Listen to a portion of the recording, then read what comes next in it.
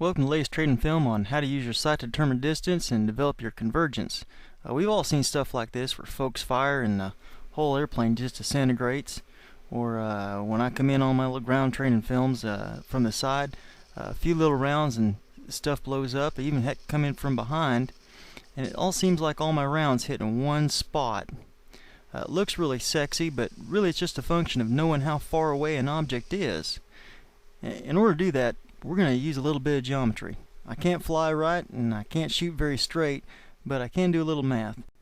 Radian partition of a circle is hard to say, but not hard to understand. We're all used to seeing 306 degrees going around in a circle, but degrees are pretty fat, so what they came up with was 6,400 mils going around, really thin stuff. Real thin slices. Now the Soviets, they used 6,000 mils going around. It's the difference between yards and meters during World War II. But in practice, the difference is so small. They're really interchangeable for our purposes, and we can use sights either way. It doesn't matter which kind of mils they used.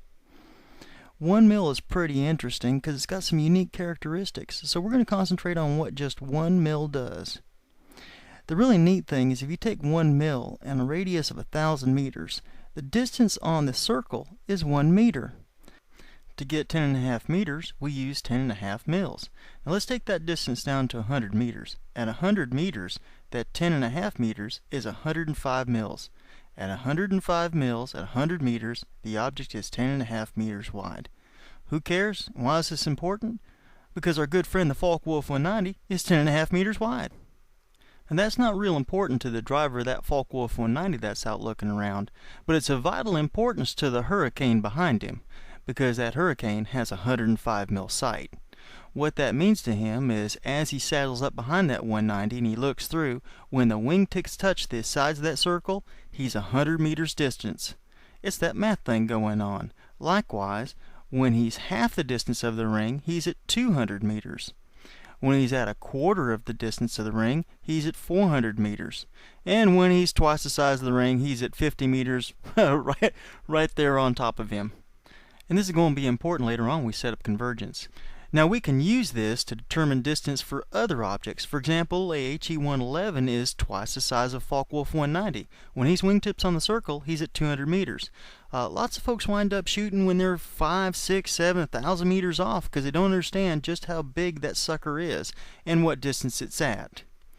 Likewise, we know that the 109 is about the same size, but that 110 is about a third bigger, so he's 130 meters off when he's wingtip to wingtip. Zero and the Stuka, they're a little bit bigger too. You just got to know if it's bigger and it's touching, it's further away. Ground objects are about half the size of that, about 5 meters long, so they're a lot closer than you think most times when you're going to shoot them. That's why a lot of folks either wind up with a lot of rounds scattered around or actually diving into the ground. Let's see what that looks like in practice. At the start of this movie, I had a little thing where I come in and shot this Multi AAA on a convoy. Well, I knew where to get him because he's half the size, so half of the distance is 100 meters. Take a quarter of it, that's 200 meters, and figure that's kind of a ring. Now, if I take half of that again, it's 400 meters. And make a little ring there.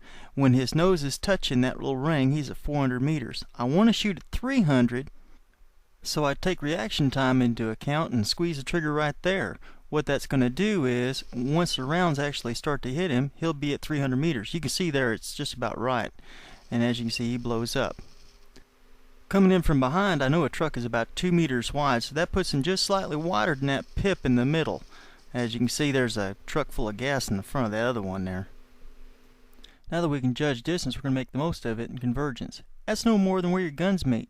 The wing guns, they all cross to the middle, and the cannons in the nose, they'll actually arc up and down, and they all meet into one specific spot. Now, if it's all perfect and you're in the right place, you're going to hit dead center with all your guns in one spot right on the airplane, or the target. If your convergence is off, or you're firing too close, you're only going to hit with part of your guns, and stuff will be scattered around. While I can't go through every single aircraft and every single site, this is what I found. The British aircraft seem to have the Focke-Wulf 190 at 100 meters. German fighters happen to have the Spitfire at 100 meters. That's called turnabout. The Soviets are kind of strange. They've got the Focke-Wulf 190 at 150 meters to the outer hash marks. That's those little tick marks on the inside. The Navy's got a 100 mil ring. It's slightly less than a zero. And the Japanese are a Corsair one ring from the outer ring. That outside ring's like an extra border. You just got to kind of look through and see what your aircraft is doing. Here's the rules of thumb. Know your sight. Test it out against one common aircraft, find the wingtip to wingtip range, and then compare different sizes of objects and use that as a gauge. Figure out what range you're the most successful in hitting targets, and then adjust your convergence to fit your skills. There's no right answer, and there's no book that'll tell you exactly what the best convergence is. Well, that's it for this one. I hope I gave you all a great big old smile, and sorry for being so dang long-winded.